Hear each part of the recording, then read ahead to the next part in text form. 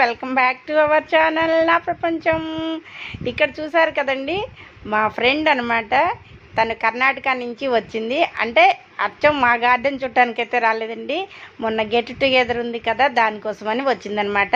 అలా get together అయిన తర్వాత మొన్ననే నాకు చెప్పింది, మీ ఇంటికి వచ్చి గార్డెన్ చూస్తాను అని. అంటే నేను ఇంకో కొన్ని రోజులైతే మంచిగా గార్డెన్లో అన్నీ వస్తాయి, అందరు కలిసి అప్పుడు వద్దురు కానీ నేను అలా ఇన్వైట్ చేద్దాం అనుకుంటున్నాను ఫ్రెండ్స్ అందరినీ అని. అంటే మా ఇంట్లో వాళ్ళకి పులిహార తినాలని కూడా ఉందండి, నాకు చెప్పారనమాట.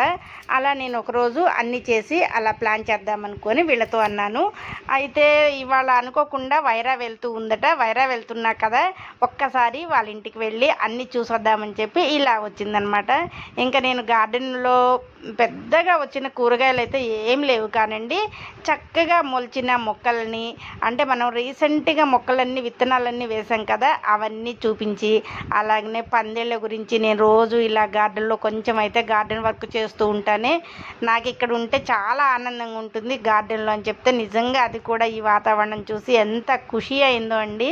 నిజంగా చెప్పలేని ఆనందం అయితే పొందింది. ఎందుకు అంటే మనకి ఇంట్లో ఫ్యాన్ గాలికి ఉన్నదానికను బయటకి ఇట్లా మొక్కల్లోకి వచ్చి ఈ ఆక్సిజన్ పీల్చిన దానికి చాలా తేడా ఉంటుందన్నమాట.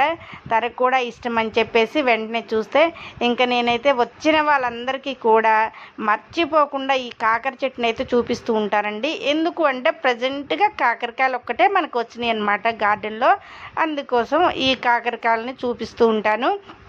ఇప్పుడు దాదాపుగా ముగ్గురు వచ్చి మన గార్డెన్ అయితే విజిట్ చేశారు. నాకైతే భలే ఆనందంగా ఉందండి. కొన్ని మొక్కలు వచ్చినా కొంత సంతోషం మనకి వేసినా కానీ ఇలా అందరూ వస్తూ మన గార్డెన్ చూస్తూ ఉంటే నాకైతే భలే ముచ్చటేసింది. అలా కాకుండా మళ్ళీ ఇది కర్ణాటక నుంచి రాయచూర్ అనమాట. రాయచూర్ నుంచి మా గార్డెన్ చూడటానికి వచ్చింది అని అంటే నాకైతే ఇంకా ముచ్చట బాగా వేసింది అనమాట. ఇంకా ముందు అన్ని కూరగాయలు అన్నీ వచ్చిన తర్వాత మళ్ళీ వీళ్ళు ఒక్కసారి అయితే మా ఫ్రెండ్స్ అందరినీ ఇన్వైట్ చేసి చక్కగా వాళ్ళకి నా చేతితో వండిన మంచి పులిహార, అలాగనే ఇంకేదైనా పప్పు కూడా వాళ్ళు పప్పు అలా ఐటమ్స్ చేయమని చెప్పారు. చక్కగా అవన్నీ చేసి పెట్టాలని అయితే నాకుంది. మరి భగవంతుడు నాకు కూడా ఓపికనిచ్చి చక్కగా మా గార్డెన్లో కూడా అన్ని కూరగాయలు మంచిగా పండితే మాత్రం ఆ ఆనందాన్ని వాళ్ళందరితో ఒకరోజైతే తప్పకుండా షేర్ చేసుకుందాం అనుకుంటున్నానండి.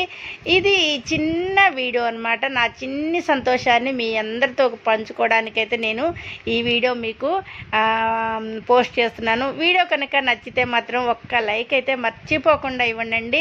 ఫ్రెండ్స్ తోటి ఇలా సరదాగా గడిపిన క్షణాలు మళ్ళీ రావు అని అయితే నేను గట్టిగా నమ్ముతానమాట. ఇక్కడ దొండ పందిరికి నిన్ననే ఈ పందిరి పెట్టాను. అలాగనే ఇక్కడ ఇది గ్రేప్స్ కూడా వచ్చిందండి, కాకపోతే మన దాకా కాయలు రావని చెప్పి తనకు కూడా చెప్తున్నాను అనమాట.